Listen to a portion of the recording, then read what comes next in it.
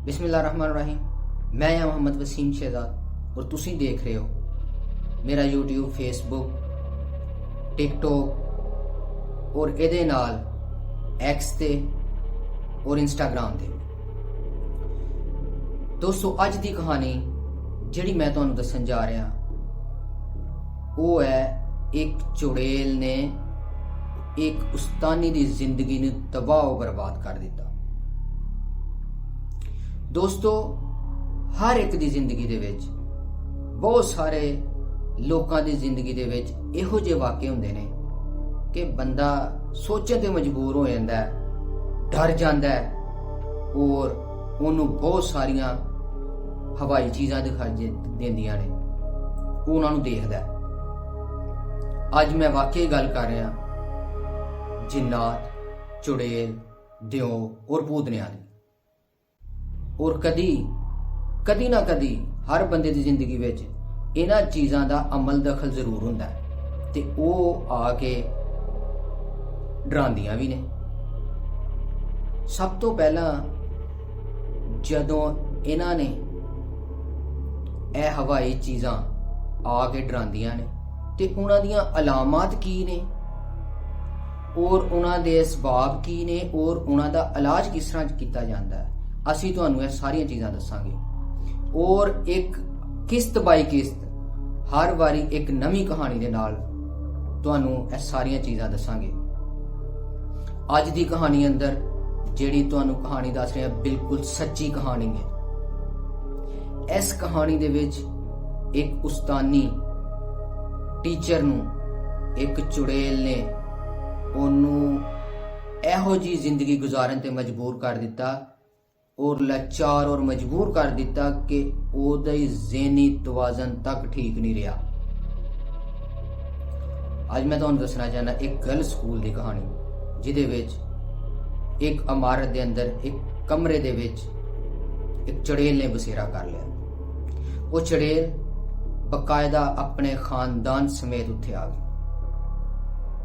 ਉਸ ਚੁੜੇਲ ਨੇ ਖਾਨਦਾਨ ਸਮੇਤ ਬਸੇਰਾ ਕਰ ਲਿਆ ਔਰ ਜਦੋਂ ਛੁੱਟੀਆਂ ਤੋਂ ਬਾਅਦ ਉਹ ਸਕੂਲ ਲੱਗਿਆ ਔਰ ਬੱਚੀਆਂ ਕਲਾਸ ਦੇ ਅੰਦਰ ਗਈਆਂ ਤੇ ਉਸ ਚੁੜੇਲ ਨੂੰ ਤਕਲੀਫ ਹੋਣਾ ਸ਼ੁਰੂ ਹੋ ਗਈ।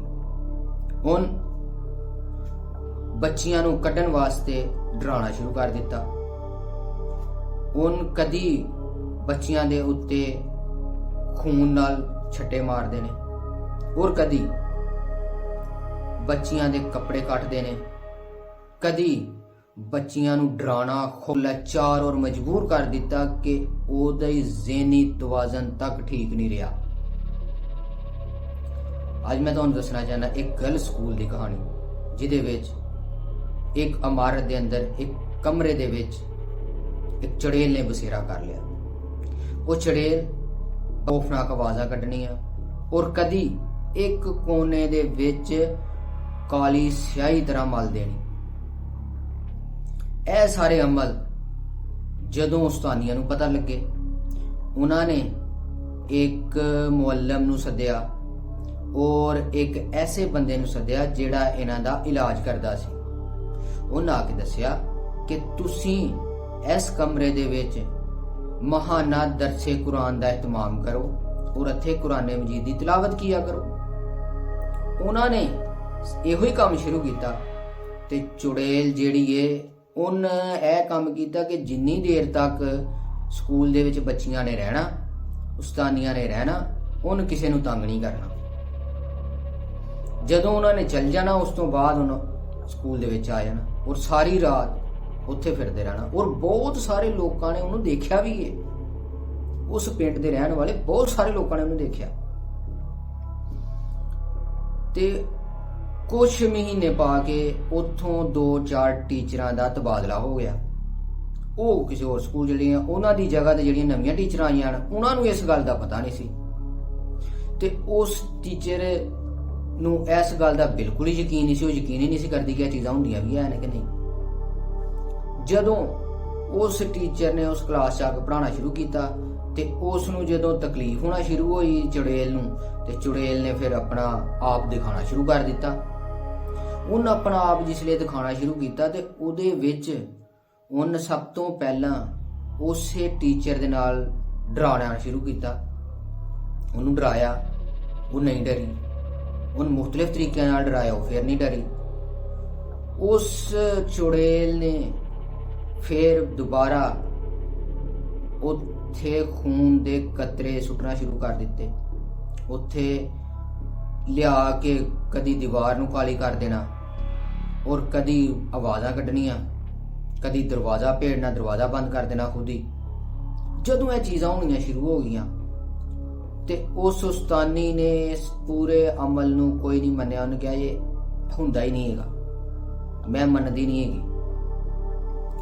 ਕੁਝ ਹਫ਼ਤੇ ਕੱਢੇ, ਉਸ ਚੜੇਲ ਨੇ ਉਸੇ ਉਸਤਾਨੀ ਨੂੰ ਸੀੜੀਆਂ ਦੇ ਉੱਤੋਂ ਧੱਕਾ ਦੇ ਦਿੱਤਾ ਔਰ ਉਹ ਉੱਤੇ ਵਾਲੀ ਮੰਜ਼ਲ ਤੋਂ ਡਿੱਗਦੀ ਹੋਈ ਸੀੜੀਆਂ ਦੇ ਥੱਲੇ ਵਾਲੀ ਮੰਜ਼ਲ ਤੇ ਆ ਗਈ, ਗਰਾਊਂਡ ਫਲੋਰ ਤੱਕ ਆ ਗਈ ਔਰ ਬੇਹੋਸ਼ ਹੋ ਗਈ। ਦੋਸਤੋ 3 ਦਿਨ ਬੇਹੋਸ਼ ਰਹੀ। 3 ਦਿਨਾਂ ਤੋਂ ਬਾਅਦ ਜਿਸਲੇ ਉਹਨੂੰ ਹੋਸ਼ ਆਈ ਤੇ ਉਹਦਾ ਜ਼ਿਹਨੀ ਤਵਾਜ਼ਨ ਖਰਾਬ ਹੋ ਚੁੱਕਿਆ ਸੀ। ਉਸ ਚੁੜੇਲ ਨੇ ਉਹਦੀ ਜ਼ਿੰਦਗੀ ਤਬਾਹ ਬਰਬਾਦ ਕਰ ਦਿੱਤੀ ਸੀ। ਉਹਦਾ ਜ਼ਿਹਨੀ ਤਵਾਜ਼ਨ ਬਿਲਕੁਲ ਖਰਾਬ ਹੋ ਗਿਆ। ਉਹਨਾਂ ਨੇ ਇਲਾਜ ਕਰਵਾਇਆ, ਬੜੀਆਂ ਜਗ੍ਹਾ ਤੇ ਇਲਾਜ ਕਰਵਾਇਆ। 8-10 ਸਾਲ ਉਹਦਾ ਇਲਾਜ ਹੁੰਦਾ ਰਿਹਾ, ਲੇਕਿਨ ਉਹ ਹਾਲੇ ਤੱਕ ਬਿਲਕੁਲ ਸਹੀ ਨਹੀਂ ਹੋ ਸਕੀ।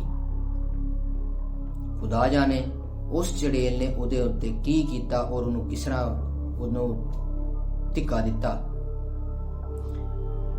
ਇਹ ਸਾਰਾ ਵਾਕਿਆ ਜਿਹੜਾ ਸਕੂਲ ਦੇ ਅੰਦਰ ਨੋਟ ਹੋਇਆ, ਇਹਦੇ ਵਿੱਚ ਸਭ ਤੋਂ ਪਹਿਲਾਂ ਇਹ ਗਲਤੀ ਕੀਤੀ ਗਈ ਕਿ ਉਹਨਾਂ ਨੇ ਦਰਸੇ ਕੁਰਾਨ ਜਿਹੜਾ ਕਰਵਾਉਂਦੇ ਸੀ ਉਹ ਛੱਡ ਦਿੱਤਾ।